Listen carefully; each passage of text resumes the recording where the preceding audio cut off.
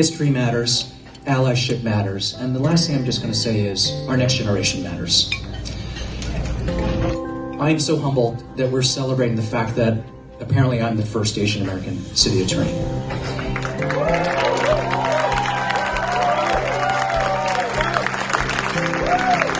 But I know, as I talk to my close friend, the first Asian American Attorney General, Rob Bonta, or to my friends who are the first Asian woman to be our state treasurer and controller.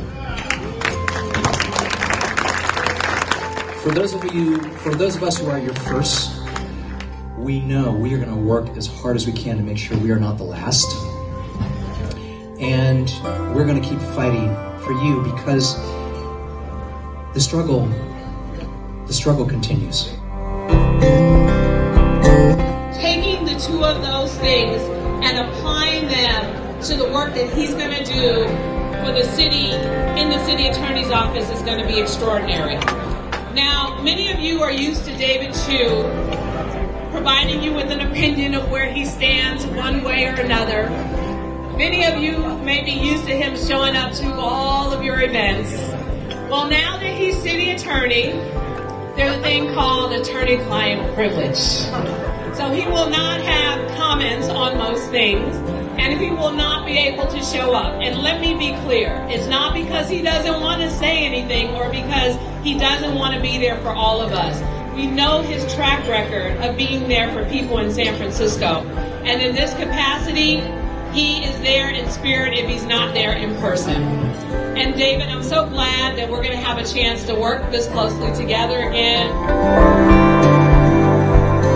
We came here, our families before us, for the American dream.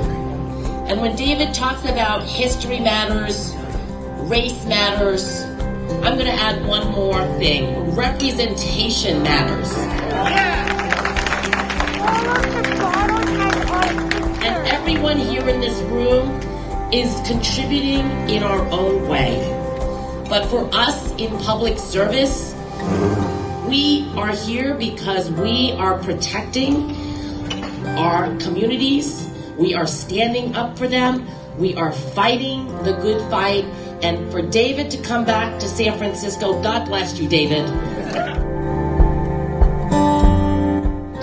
David Chiu is truly a brother to me. We've known each other for almost 30 years now, going back to law school. We were baby lawyers litigating a civil rights case together back in the late 1990s. We entered politics at the same time. We served on the Democratic Central Committee together. We served on the Board of Supervisors together. And then we served in the legislature together. And every time we would take that next step, we would do it together. And we would work together hand in glove. And so it's hard for me to imagine being in a legislative body without David Chiu there to partner on the issues facing our city. And it leaves a huge void in the legislature. And it's not just me. It's going to be a challenge for San Francisco. And big banks and big oil, and he always wins, and that's his signature, getting stuff done for the people that he loves and he cares about. And David Chiu, and David, welcome home. And to Candace, Lucas, your entire family, thank you for lending David to the family of wonderful, wonderful San Francisco legislators who are fighting every single day for our communities, our diverse communities here in California, particularly here in San Francisco. I just want to say to David how proud we are, particularly in the Chinese American community, to see your journey as a son of immigrants and to know that the sacrifices that your parents have made have really been about looking to build a brighter future for you, now Lucas, going forward.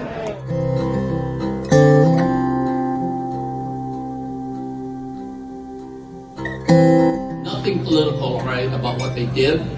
There's nothing political, because there were some accusations made by some, that all of that was political. It was not. It was about all of us working together regarding something 3 young men put together, and something that David touched on.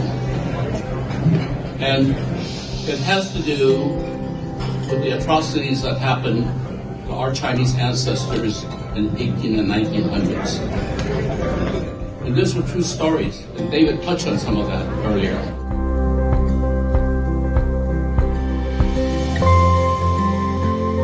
We decided to do something, and I know many people have working on this, and we are lucky. We worked with Antioch City Mayor and City Council. We got the first ever apology to early Chinese immigrants ever in this country.